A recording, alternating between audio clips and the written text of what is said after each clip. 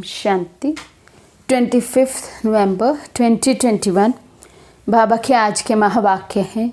बाबा समझाते, मीठे बच्चे, अपनी तकदीर ऊंच बनानी है तो रूहानी सेवा का शौक रखो। सबको ज्ञान धन का दान करते रहो। प्रश्न है, रूहानी बाप ऐसी कौन सी श्रीमत देते हैं जो आज तक किसी मनुष्य ने नहीं दी? बाबा समझाते, हे रूहानी बच्चे, तुम रूहानी सेवा में ददीची ऋषि की तरह हड्डियाँ दो। बाप से जो अविनाशी ज्ञान रतन मिले हैं उनका दान करो। यही है सच्ची सेवा। ऐसी सेवा करने की मत कोई भी मनुष्य नहीं दे सकता। रूहानी सेवा करने वाले खुशी में नाचते रहेंगे, तकदीर ऊंच बनती जाएगी। बाबा ने हमें श्रीमत याद दिलाई है।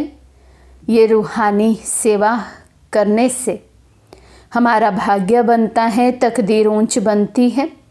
बाबा कहते, ददीची ऋषि की तरह हमें अपनी हड्डियां भी, तन मन धन सब कुछ इस यज्ञ में स्वाहा कर देना है। बाबा कहते, यदि इस मत पर हम चलते हैं तो हम अपनी तकदीर ऊंच बनाते हैं, और जो रूहानी सेवा में रहते हैं, बाबा कहते वे खुशी में नाचते रहेंगे। माना आत्मा एकदम हल्की रहेगी।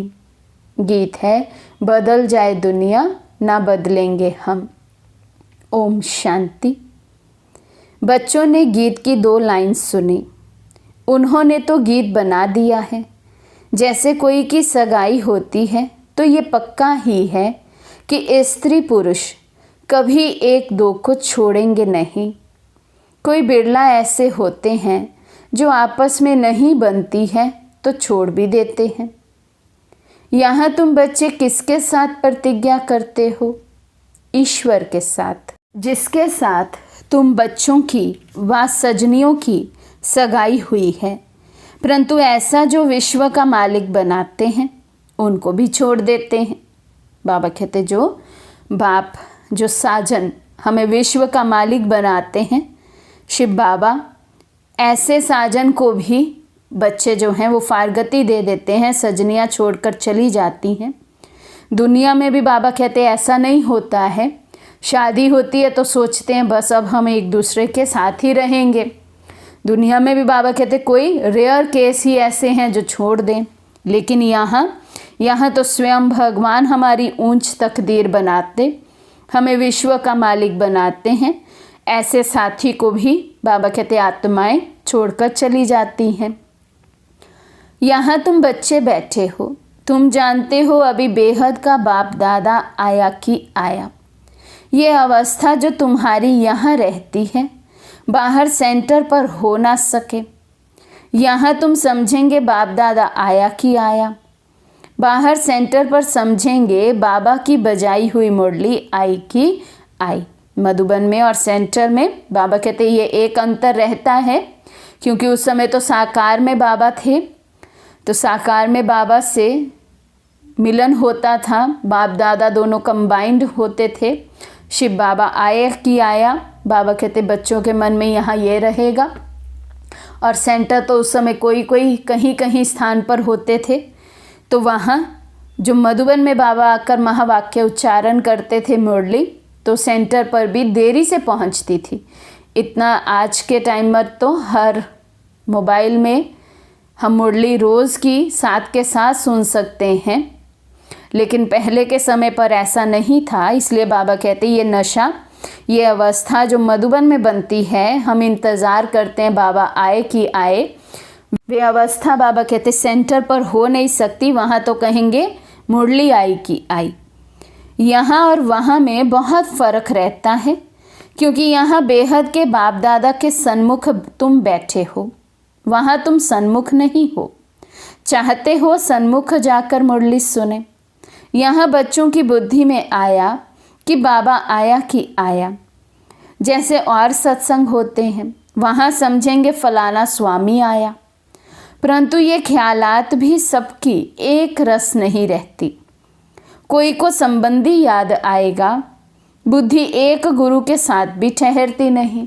मधुबन में भी बाबा कहते जब बच्चे बाबा मिलन के लिए भी भल आते हैं, लेकिन उसमें भी बच्चों की सिर्फ एक रस अवस्था हो, केवल बाबा का ही ख्याल हो, ऐसा नहीं है।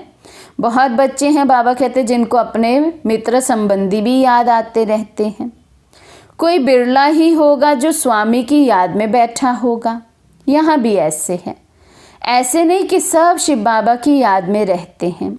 बुद्धि दौड़ती रहती है, मित्र संबंधी याद आएंगे। सारा समय एक ही शिव बाबा के सन्मुख रहने में तो अहो सौभाग्य। बाबा कहते बुद्धि केवल एक शिव बाबा में ही लग जाए, बाबा हमें हमेशा सन्मुख अनुभव हो, बाबा कहते ये तो अहो सौभाग्य। स्थायी याद में कोई विरला ही रहते हैं।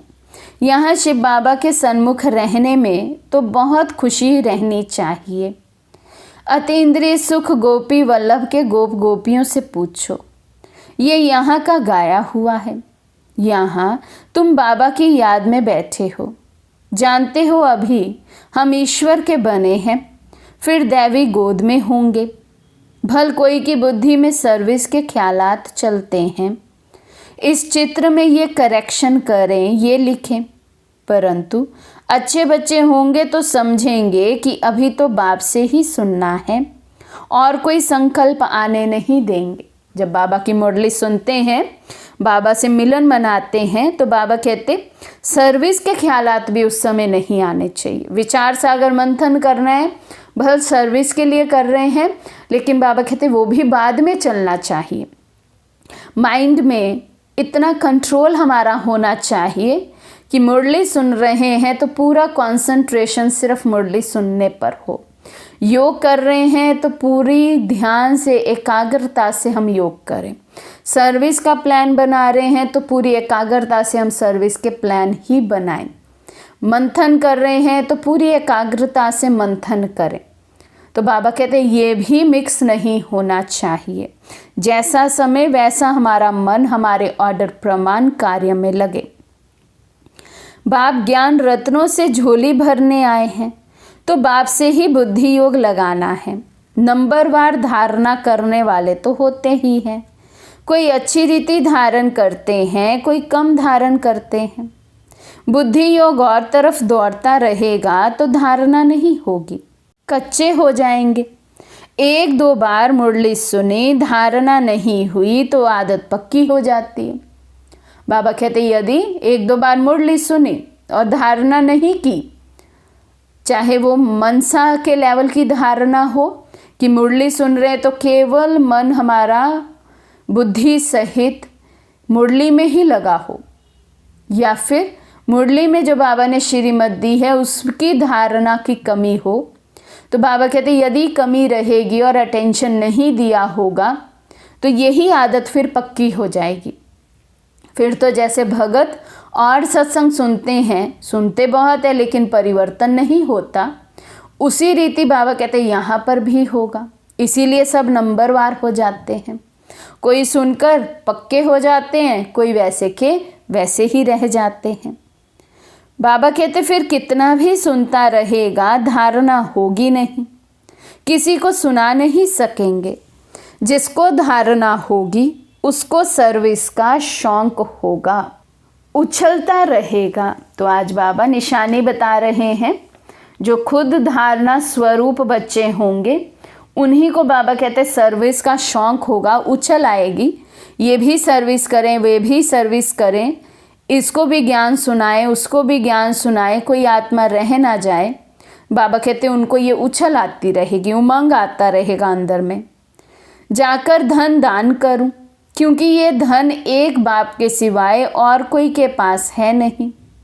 बाप ये भी जानते हैं सबको धारणा हो ना सके, सब एक रस ऊंच पद पा नहीं सकते, इसलिए बुद्धि और तरफ भटकती रहती है। भविष्य तकदीर इतनी ऊंच बन नहीं सकती। फिर कोई स्थूल सर्विस में अपनी हड्डी देते हैं, सबको राज़ी करते हैं। जैसे भोजन पकाते हैं, खिलाते हैं, ये भी सब्जेक्ट है ना। सर्विस का जिनको शौक होगा वे मुख से कहने बिना रहेंगे नहीं। फिर बाबा देखते भी हैं कि कहाँ देह अभिमान तो नहीं है, बड़े का रिगार्ड रखते हैं व नहीं। बड़े महारथियों का रिगार्ड तो रखना होता है ना। हाँ, कोई छोटा भी होशियार हो जाता है तो हो सकता है बड़े को उनका रिगार्ड रखना पड़े, क्योंकि बुद्धि उनकी गैल्प कर लेती है। सर्विस का शौक देख बाप को खुश होगा ना, ये अच्छी सर्विस करेंगे। सारा दिन प्रदर्शनी समझाने की भी प्रैक्टिस करनी चाहिए। प्रजा भी तो ढेर बननी है ना, लाखों प्रजा चाहिए, और तो कोई उपाय है नहीं। सूर्यवंशी, चंद्रवंशी, राजा रानी, प्रजा सब यहाँ बनने हैं।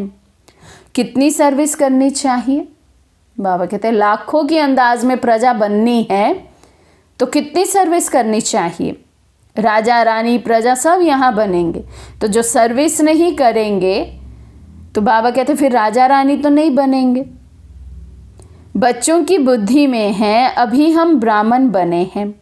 घर गृहस्थ में रहने से हर एक की अवस्था अपनी रहती है ना, घर बार तो छोड़ना नहीं है।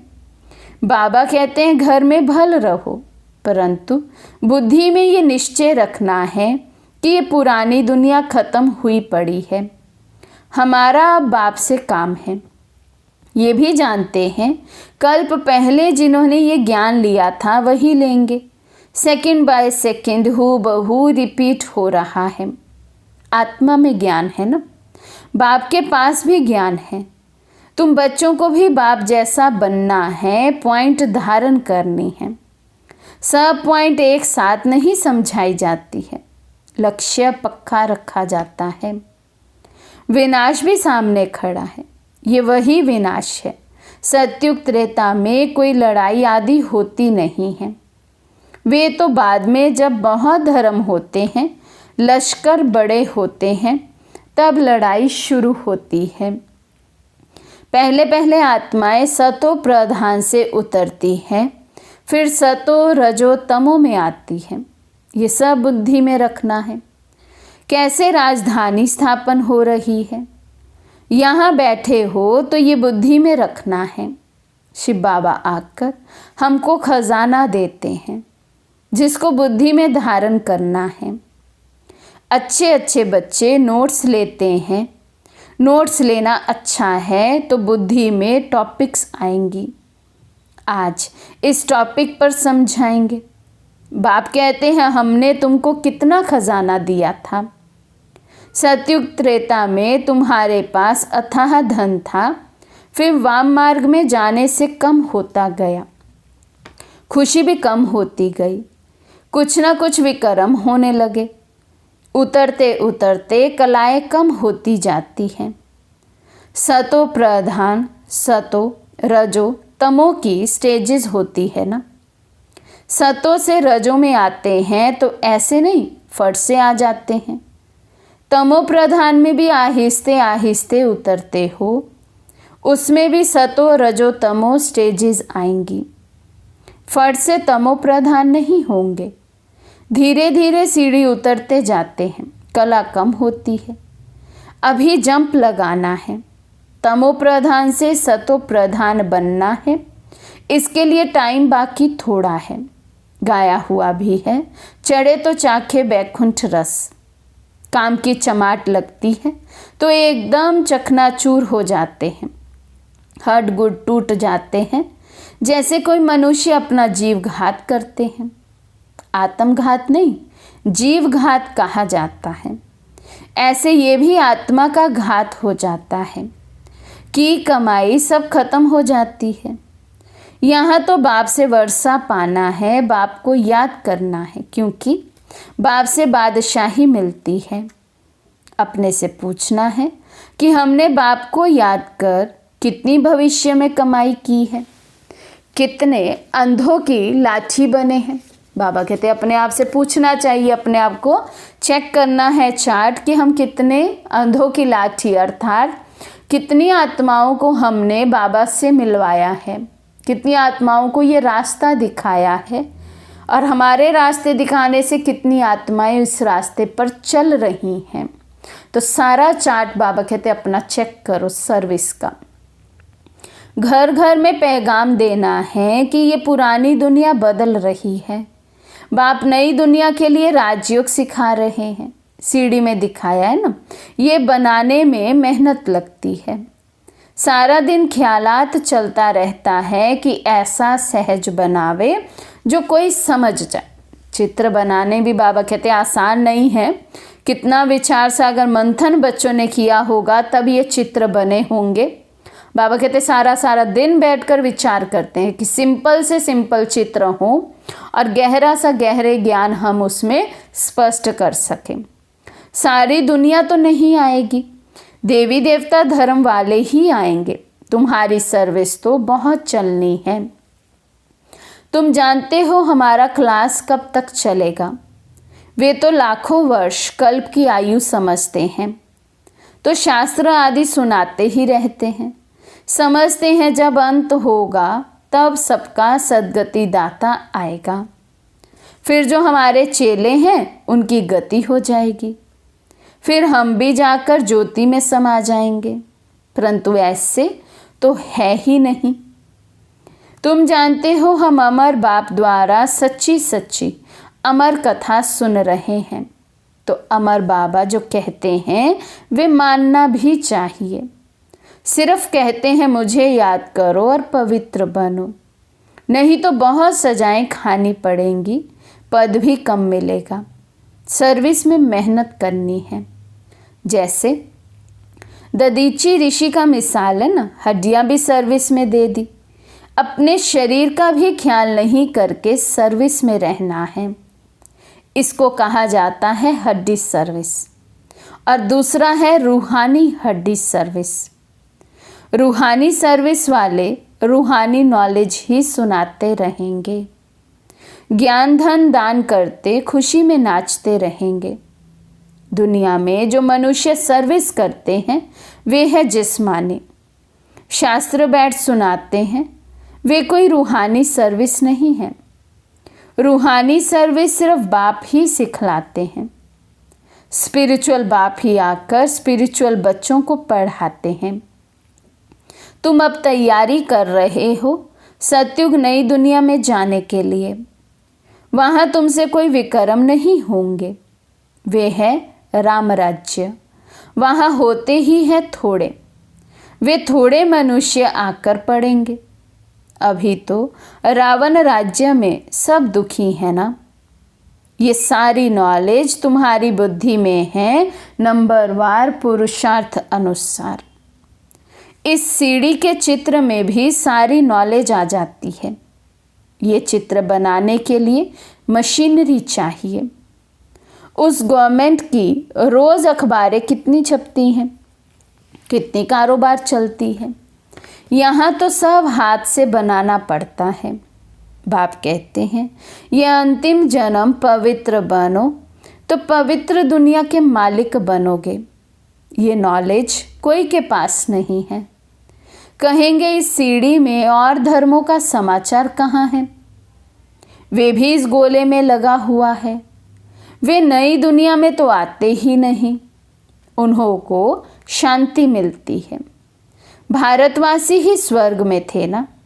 भारत में ही बाप राजयोग सिखलाने आते हैं, इसलिए भारत का प्राचीन राजयोग सब पसंद करते हैं। इस चित्र से वे खुद ही समझ जाएंगे बरोबर नई दुनिया में सिर्फ भारत ही था। अपने धर्म को भी समझ जाएंगे। जैसे क्राइस्ट आया धर्म स्थापन करने, इस समय वे भी बैगर रूप में हैं। सभी तमो प्रधान हैं। वे रचता और रचना की कितनी बड़ी नॉलेज है। तुम कह सकते हो कि हमको किसी के पैसे की दरकार नहीं है। पैसा हम क्या करेंगे। तुम ये सुनो और दूसरों को सुनाने के लिए ये चित्र आदि छपाओ। इन चित्रों से काम लेना है। हॉल बनाओ जहाँ ये नॉलेज सुनाई जाए। बाकी हम पैसा लेकर क्या करेंगे। तुम्हारे ही घर का कल्याण होना है। तुम सिर्फ प्रबंध करो, बहुत आकर सुनेंगे। रचना और रचता की नॉलेज तो बड़ी अच्छी है, ये तो मनुष्यों को ही समझनी है। विलायत वाले ये नॉलेज सुनकर बहुत पसंद करेंगे, बहुत खुश होंगे, समझेंगे हम भी बाप के साथ योग लगाएंगे तो विक्रम विनाश हो जाएंगे। सबको बाप का परिचय देना है। समझेंगे ये नॉलेज गॉड फादर के सिवाय कोई दे ना सके। कहते हैं खुदा ने बहिष्त स्थापन किया, परंतु वे कैसे आते हैं ये किसी को पता नहीं है। तुम्हारी बातें सुनकर बहुत खुश होंगे, फिर पुरुषार्थ कर योग सीखेंगे। तमो प्रधान से सतो प्रधान बनने के लिए भी पुरुषार्थ करेंगे। सर्विस के लिए तो बहुत ख्याल करना चाहिए। भारत में हुनर दिखाएं तब बाहर भेजेंगे। ये मनुष्य जानेंगे नई दुनिया बनने में कोई देर थोड़ी लगती है। कहाँ भी अर्थक्वेक आदि होती है तो 2-3 वर्ष में एकदम नए मकान बन जाते हैं। जितना बहुत कारीगर होंगे उतना जल्दी मकान बनेंगे। 1 मास में भी मकान बना सकते हैं। कारीगर सामान आदि सब तैयार हो, फिर बनने में देरी थोड़ी लगेगी। विलायत में मकान कैसे बनते हैं? Minute motor. तो स्वर्ग में कितना जल्दी बनते होंगे। सोना चांदी बहुत तुम्हारे को मिल जाते हैं। खानियों से सोना चांदी हीरे आदि ले आते हैं। हुनर तो सब सीख रहे हैं। साइंस का कितना घमंड है। यही साइंस फिर वहाँ भी काम आएगी। यहाँ सीखने वाले वहाँ दूसरा जन्म ले काम में लाएंगे। उस समय तो सारी नई दुनिया हो जाती है। रावण राज्य ही खत्म हो जाता है। 5 तत्व भी कायदे मुजीब सर्विस में रहते हैं। स्वर्ग बन जाता है। वहाँ कोई उपद्रव नहीं होता है। रावण राज्य ही नहीं है। सभी सतो प्रधान हैं। सबसे अच्छी बात है कि बाप से बहुत लव होना चाहिए। बाप जो फुरना देते हैं उसको धारण करना और दूसरों को दान देना है। जितना दान देंगे उतना इकट्ठा हो जाएगा। सर्विस ही नहीं करेंगे तो धारणा कैसे होगी। सर्विस में बुद्धि चलनी चाहिए। सर्विस तो बहुत ढेर हो सकती है, कोई करते ही रहे। दिन प्रतिदिन उन्नति को पाना है, अपनी भी उन्नति करनी है। बाबा कहते कोई प्लानिंग करे सर्विस कैसे बढ़े, तो बाबा कहते सर्विस तो अभी बहुत बढ़ेगी, तो लेकिन स्व उन्नति का भी साथ ही साथ बैलेंस हो। योग और सर्विस दोनों बैलेंस में चलें। अच्छा, मीठे मीठे सिके लदे बच्चों प्रति माता पिता बाप दादा का याद प्यार और गुड मॉर्निंग। रूहानी बाप की रूहानी बच्चों को नमस्ते। हम रूहानी बच्चों की रूहानी बाप दादा को दिल व जान सिक व प्रेम से नमस्ते नमस्ते नमस्ते जी। धारणा के लिए मुख्य सार। फर्स्ट पॉइंट, आपस में 1-2 का रिगार्ड रखना है। सर्विस का बहुत बहुत शौक रखना है। ज्ञान रत्नों से अपनी झोली भरकर फिर उसका दान करना है। सेकंड पॉइंट, एक बाप से ही सुनने का संकल्प रखना है। दूसरे ख्यालातों में बुद्धि को भटकाना नहीं है।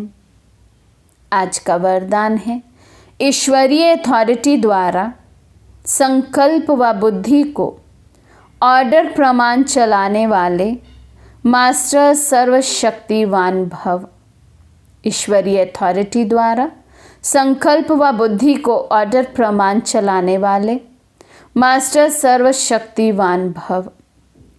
जैसे स्थूल हाथ पाँव को बिल्कुल सहज रीति जहाँ चाहो वहाँ चलाते हो व कर्म में लगाते हो, वैसे संकल्प व बुद्धि को जहाँ लगाना चाहो वहाँ लगा सको। इसे ही कहते हैं ईश्वरीय अथॉरिटी। जैसे वाणी में आना सहज है, वैसे वाणी से परे जाना भी इतना ही सहज हो। इसी अभ्यास से साक्षात्कार मूर्त बनेंगे। तो अब इस अभ्यास को सहज और निरंतर बनाओ, तब कहेंगे मास्टर सर्वशक्तिवान। स्लोगन: स्वस्थिति शक्तिशाली हो तो परिस्थिति उसके आगे कुछ भी नहीं है। स्वस्थिति शक्तिशाली हो तो परिस्थिति उसके आगे कुछ भी नहीं है। अच्छा, ओम शांति।